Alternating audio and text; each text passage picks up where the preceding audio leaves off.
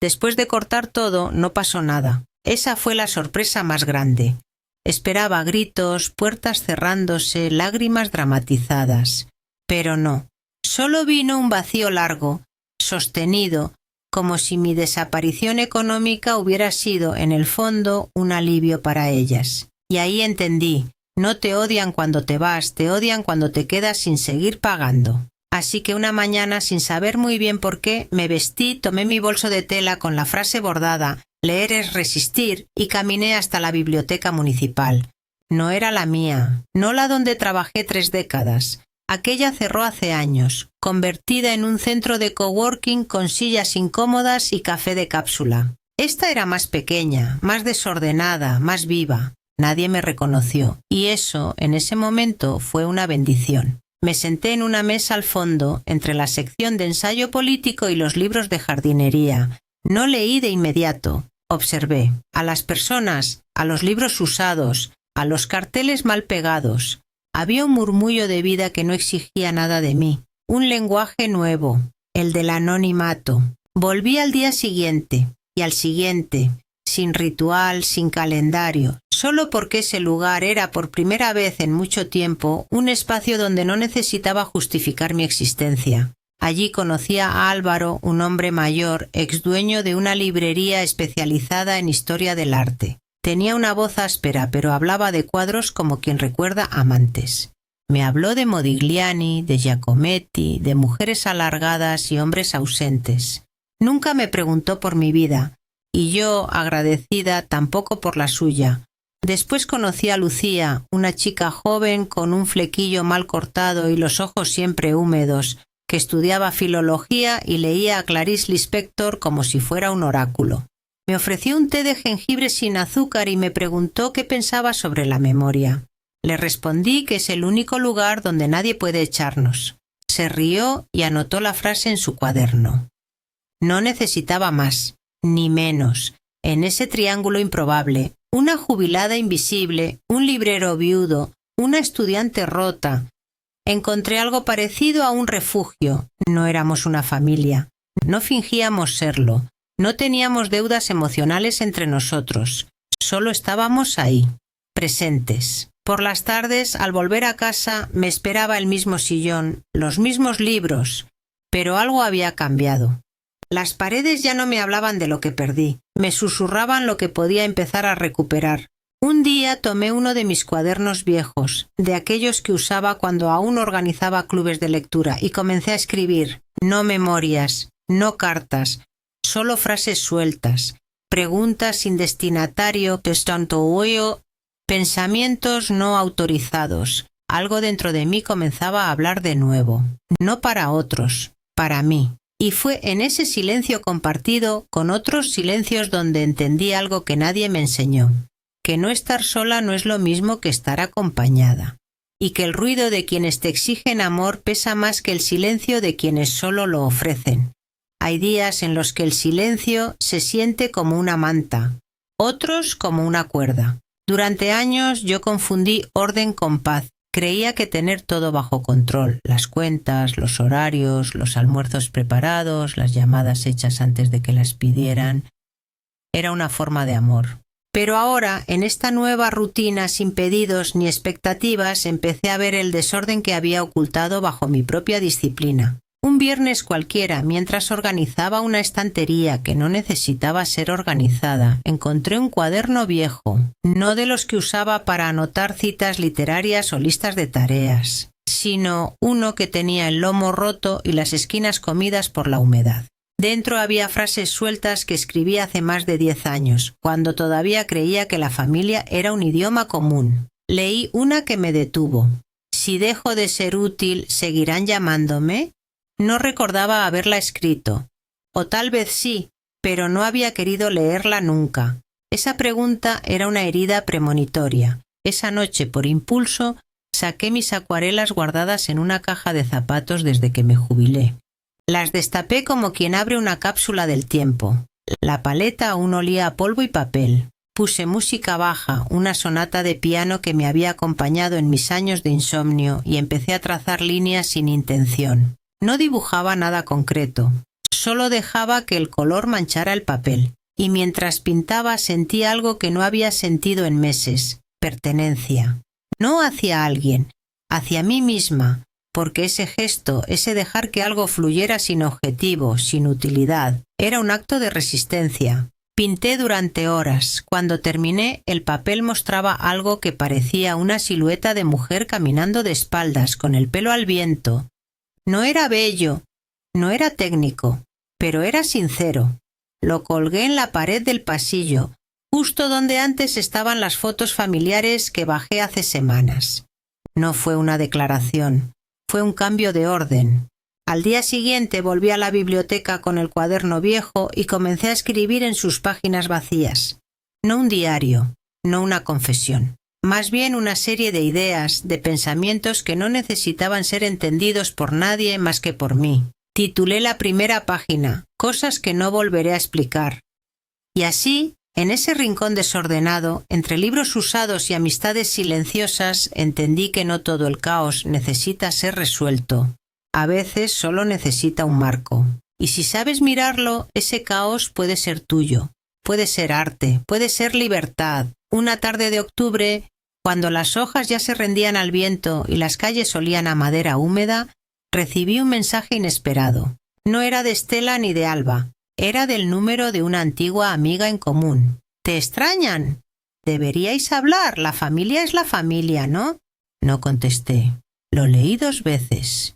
Una como hija, otra como madre. Y en ambas, algo dentro de mí se encogió, pero no de emoción.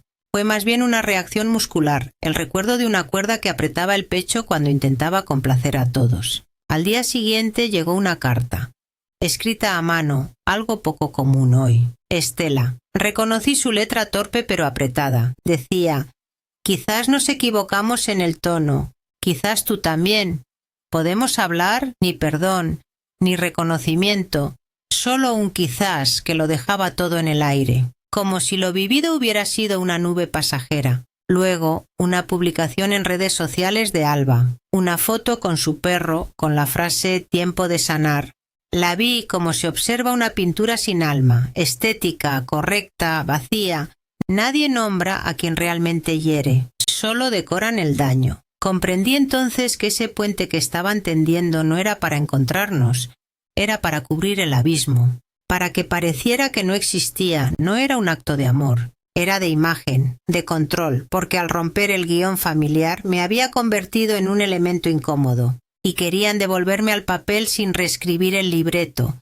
Una parte de mí, la más vieja, la más domesticada, se preguntó si debía aceptar, por paz, por hábito, pero otra parte, la que escribía en cuadernos frases que no buscaban respuesta, gritó: «¡No vuelvas donde te apagaron!». Así que no respondí, no borré, no bloqueé, solo dejé el mensaje ahí, como un jarrón roto en una repisa. No se tira, pero tampoco se intenta reparar. Esa noche salí a caminar sin rumbo. Pasé por delante de la iglesia donde se casó Estela. Ya nadie la recuerda como novia. Ahora es solo una mujer más, con su vida a cuestas. Enfrente un grupo de adolescentes fumaba y se reía. Uno de ellos llevaba una camiseta que decía: «La familia no lo es todo». Sonreí, no por la frase, por la ironía del destino. A veces los puentes no son para cruzar, son para quemar, porque hay lugares a los que no se regresa, porque hay vínculos que no se reconstruyen, solo se recuerdan como advertencia. Fue un miércoles sin aviso, sin cita previa, sin cortesía. Tocaron el timbre a las 10 de la mañana, justo cuando estaba sacando del horno un pan que me había dado por amasar. Abrí la puerta con las manos aún cubiertas de harina y allí estaban.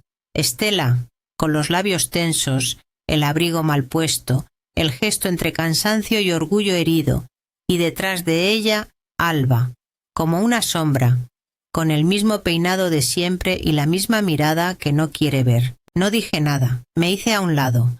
Pasaron como si aún vivieran allí, como si los años no hubieran oxidado el aire entre nosotras. Estela se sentó en el sofá sin pedirme permiso.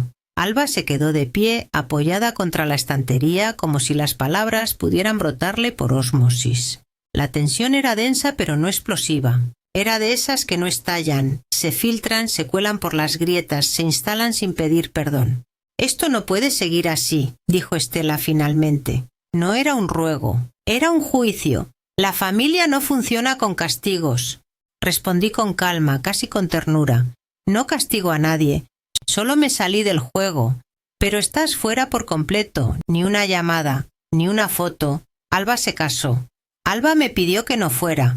Lo dijo en un mal momento, estaba estresada. No parecía estresada, parecía segura». Silencio. Entonces Alba por fin habló. «No pensé que te lo tomarías tan literal». La miré y en su rostro no había vergüenza, solo ese gesto frío de quien ha aprendido a protegerse diciendo lo mínimo posible. «Siempre fuiste intensa», añadió, casi como si hablara del clima, y ahí supe que no había nada que rescatar, ni de ella, ni de Estela, ni siquiera del pasado, porque lo que una vez compartimos no estaba roto, estaba muerto. Las miré a ambas, y sin elevar la voz, dije lo único que realmente tenía sentido. «No sabéis lo que hicisteis». Estela bajó la vista, Alba cruzó los brazos. El silencio volvió, esta vez más frío, más real. No hubo llantos, no hubo abrazos, no hubo nada. Después de unos minutos, se levantaron. Se fueron como llegaron, sin ceremonia. Cerré la puerta despacio, me apoyé contra ella y pensé, a veces las heridas no necesitan sal, se bastan solas. Pasaron semanas, el mundo siguió su curso, como siempre hace.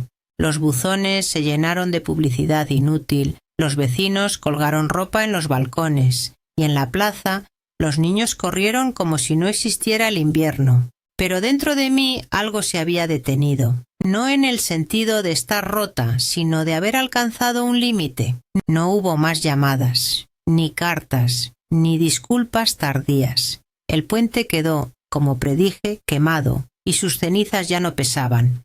Había esperado, en algún rincón absurdo de mi mente, un último gesto, no de reconciliación, sino de verdad, pero no. Ni siquiera el consuelo hipócrita de una palabra con arrepentimiento. Una mañana, mientras tomaba café con un pan duro, recibí un correo electrónico con el asunto: «Reconocimiento a mujeres que inspiran». Provenía del ayuntamiento del barrio donde viví casi toda mi vida. Querían homenajearme, querían mostrarme como ejemplo de mujer resiliente, de abuela entregada, de figura comunitaria.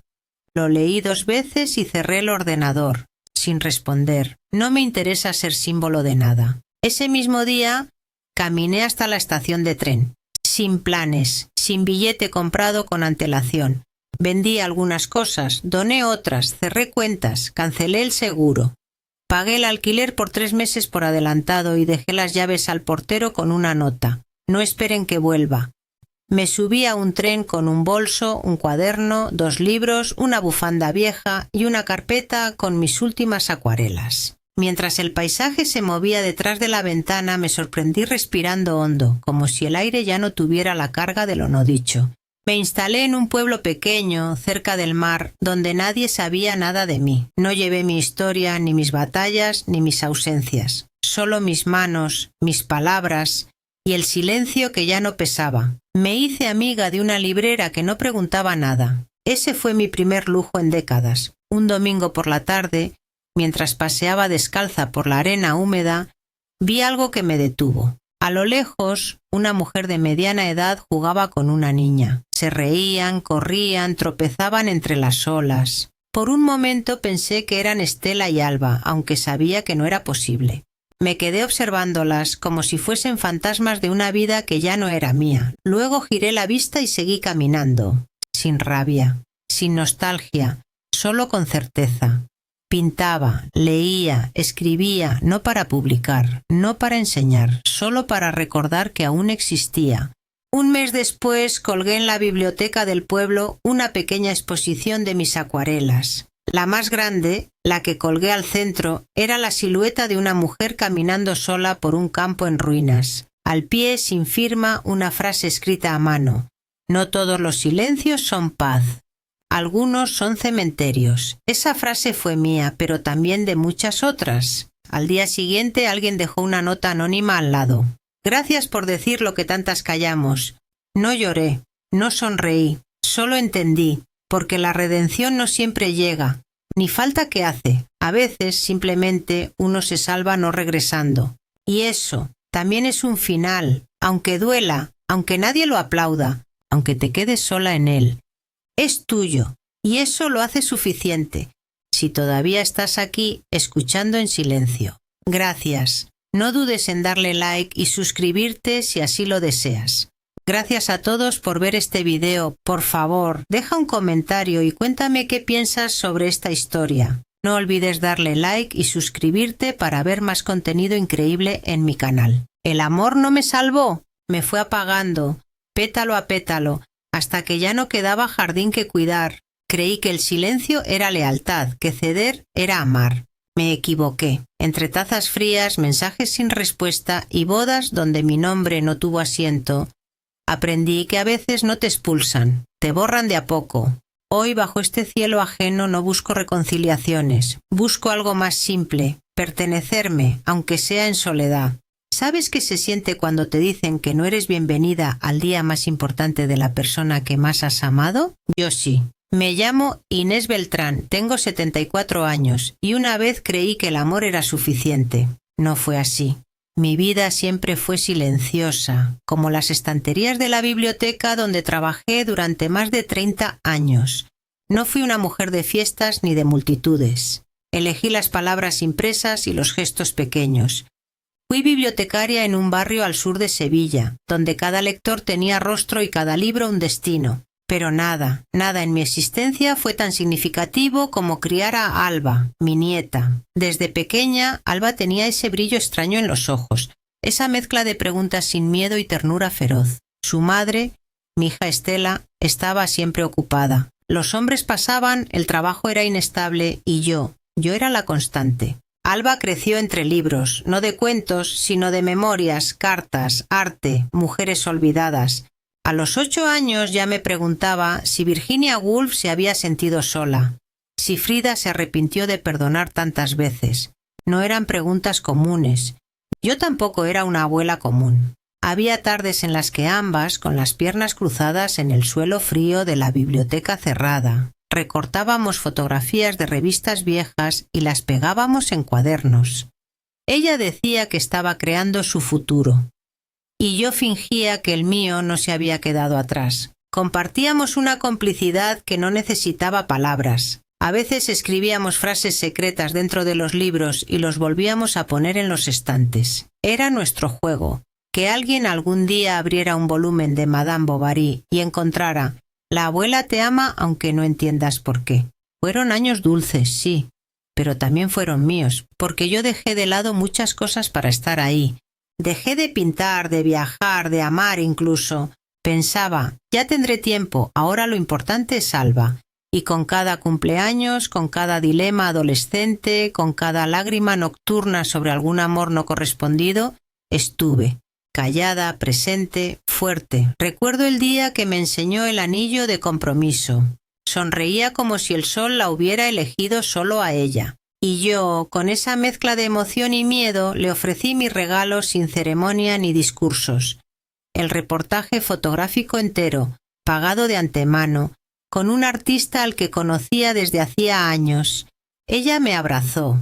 «Eres la única que me entiende, abuela. Pero las cosas que brillan también queman. Y lo que parece amor puede ser una deuda malentendida». En aquel momento, mirando sus ojos, aún creía que el pasado que habíamos tejido juntas era suficiente para protegernos del futuro. Me equivoqué. Y no lo supe entonces. Lo supe después, mucho después. Pero eso es otra parte de la historia. Fue un martes por la tarde cuando recibí el mensaje que partió mi mundo por la mitad. Alba me escribió: «Abuela, estuve pensando, quizás sea mejor que no vengas a la boda. Es un momento muy especial y tu energía, aunque la quiero, puede afectar el ambiente». Esa fue la frase exacta. Tu energía puede afectar el ambiente. No gritó, no discutió, solo me desterró con delicadeza quirúrgica. Yo estaba sentada junto a la ventana con una taza de té ya frío en las manos. mirando cómo las sombras se alargaban sobre las macetas del balcón. Leí el mensaje una vez, luego otra. No respondí. No porque no tuviera palabras, sino porque las que tenía eran demasiado sinceras como para no herir. 3 semanas antes yo había cerrado el contrato con Mauro, un fotógrafo que conocía desde hace décadas. Le debía esa recomendación a años de trabajo conjunto en exposiciones locales y no quise regatear. Elegí el paquete más completo. Álbum de lino artesanal, edición artística, proyecciones para la recepción. Era mi manera de estar presente, incluso si el vestido que iba a usar quedaba guardado en el armario. Nunca soñé con bodas, pero soñé con ver a Alba feliz. Soñé con mirarla desde la tercera fila y verla girarse solo un segundo para buscar mis ojos. Ahora ni eso. Llamé a Mauro al día siguiente. Le dije que lo sentía, que había sido un malentendido familiar y que prefería cancelar todo. No pedí reembolso, ni pregunté por penalización, solo quería borrar mi huella. Me escuchó en silencio y al final dijo: «No es la primera vez que una abuela paga y no aparece».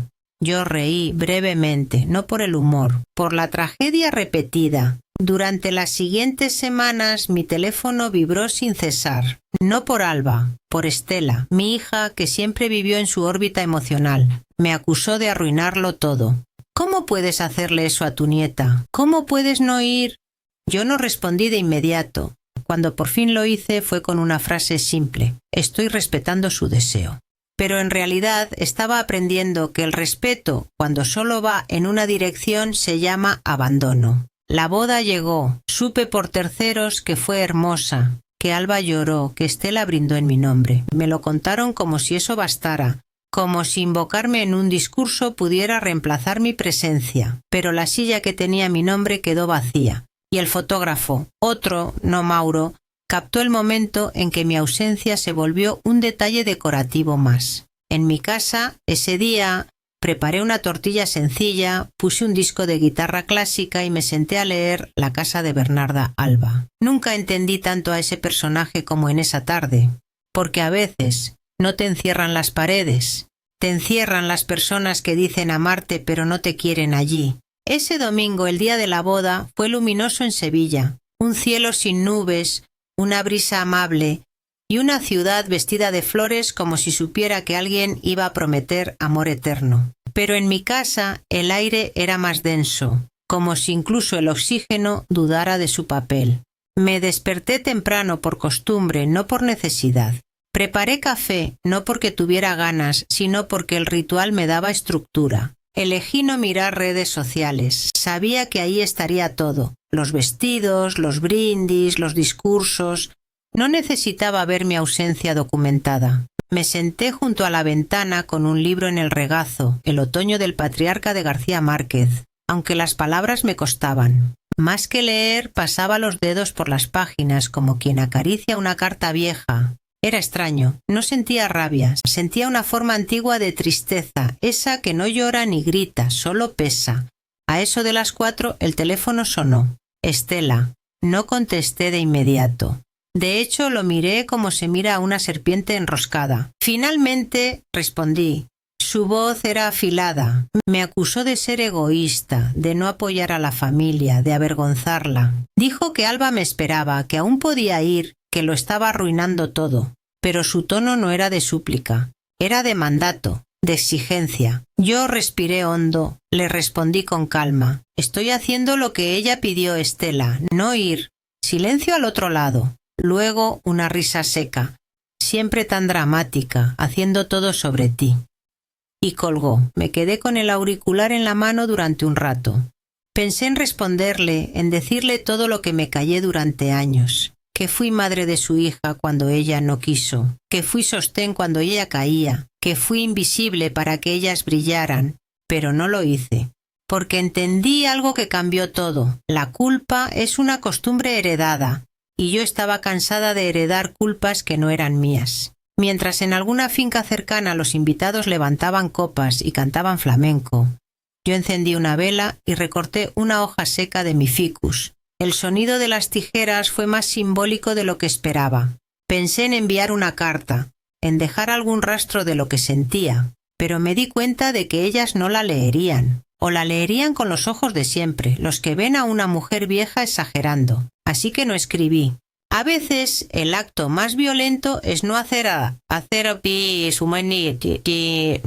nada. Aquella noche antes de dormir volví a la ventana.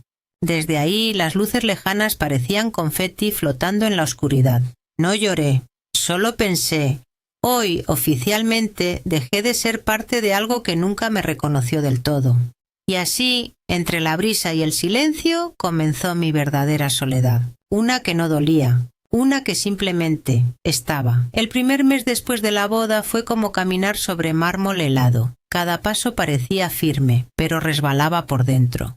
No hubo llamadas, no hubo visitas, solo una cadena de silencios perfectamente sincronizados.